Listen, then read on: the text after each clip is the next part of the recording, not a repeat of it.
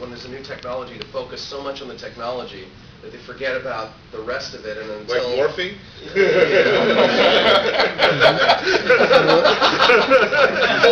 So they just don't, and eventually, you know, because I'm seeing the stories change again, and they're starting to get deeper and more organic. Have you guys seen Last Exile? Yes. Yeah, the way they mixed the computer animation and the classic animation. Yeah, it was pretty well done. Very good. Yeah.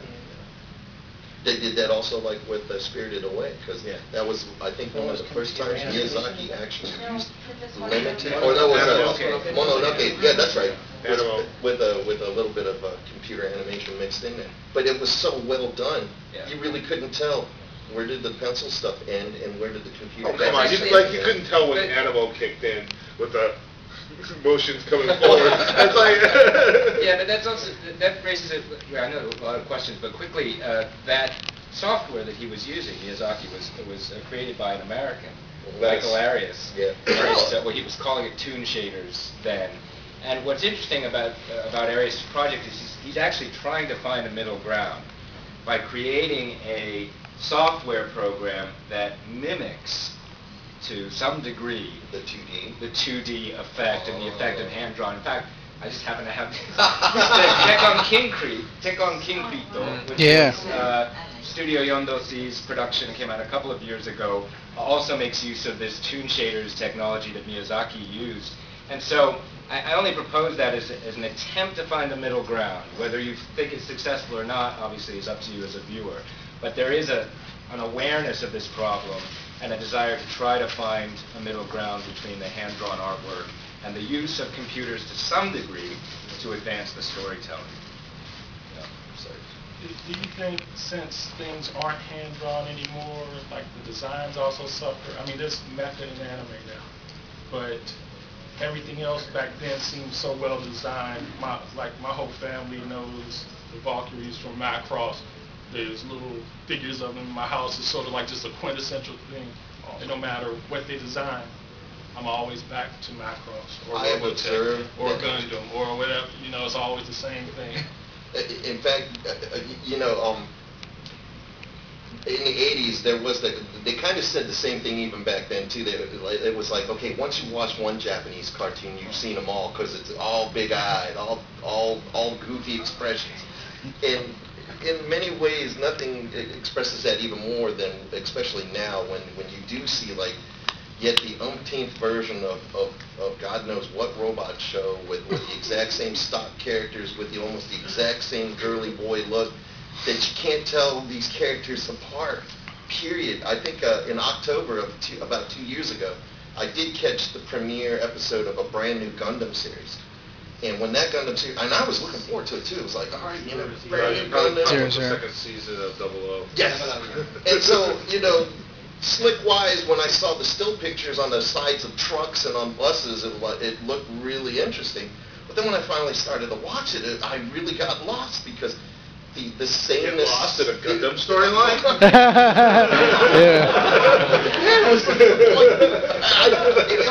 I couldn't tell the boy evil guys from the good evil guys, and honestly, I couldn't even tell the girls from the boys, period, because it was just so... what the hell happened here? You know, I have to admit, I miss the old school robot shows where none of the transformations made sense. You know, it's like Get a Robo. 3 blades, and where did the limbs come from? And but that part is also part of Japanese culture in the old days. That's classic robot animation. Yeah.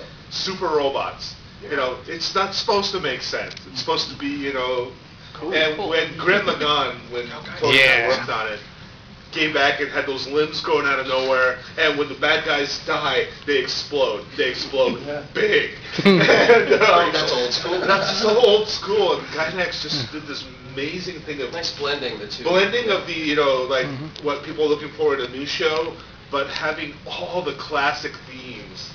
Even in Japan, I was in Japan a couple of years ago shooting some footage for a documentary, and I went to Akihabara and interviewed a shop owner there about what was selling. And what was selling the most still after all these years is Kamen Rider, the Gundam, the Valkyries, all of that stuff is still what, everything else was plastered Fate Stay Night, and that was the big deal then, but that's not what they were selling. They still sell the classics. So even in Japan, it's still very much but I do think we have to be a little bit guarded, though, against the kind of easy nostalgia that befalls, let's face it, the fan of rock and roll from the 60s is like, oh man, listen to Hendrix, man, nothing ever was it. What's wrong with Hendrix? No, nothing.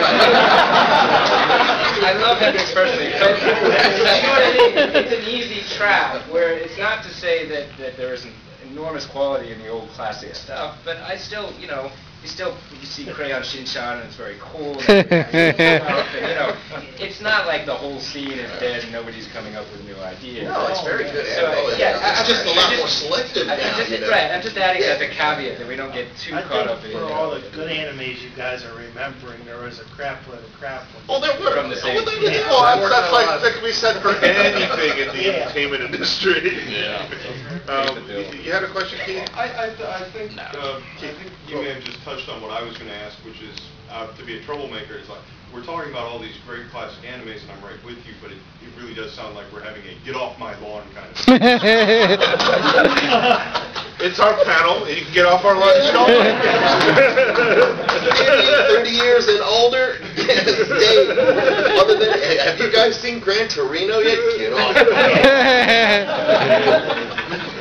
The Marines at the base, we decided every time we hear a new Asian slur, we're going to drink. And I was in the middle of it going, hell yeah! I always took a notepad. So what would you think are things that would define a modern classic anime, such as Gurren Lagann? I think it would be a great classic anime. That, I think, is a great homage to classic anime at the same time being a new show. There's so many remakes recently that just makes me ill. I mean, I remember, this is like in the 90s, I think, when they redid Kimba the White Lion, Jungle Taite. And I remember talking to director Ishiguro, who directed Yamato, and he was sitting and talking with us. I saw the first episode, and you know what? If Tezuka saw that today, he'd probably cry. And I'm thinking, wow, it's something to be said by creators saying, this new stuff that's coming out is supposed to be a updated, better version. Not doing it. And it really scares me when I see, like, Astro Boy coming out from Imagi, and then Gatchaman. I mean, I want it to be good. Have you seen recently they re-released or remade Torgatera into a massive OAV series? Well, the Bandai release. It's actually, I think it's pretty good.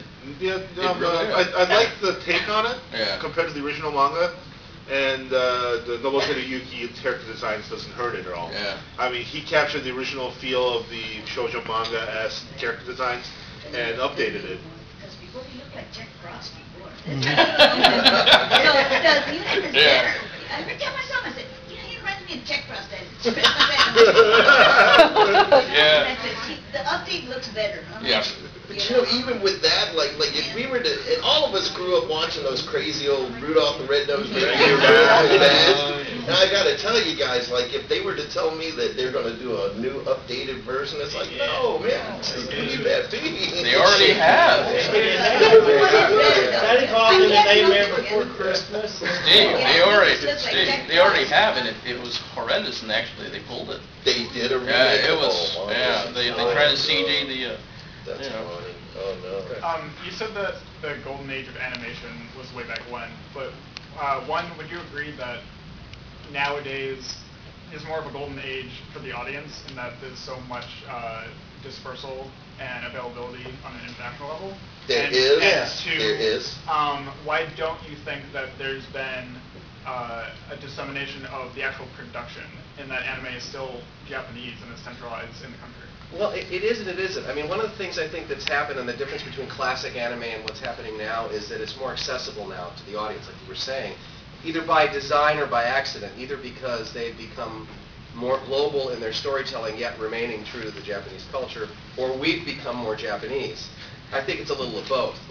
But yeah, there is a difference, and that doesn't, it doesn't change the value of it. I think you're right. I think you touched on that.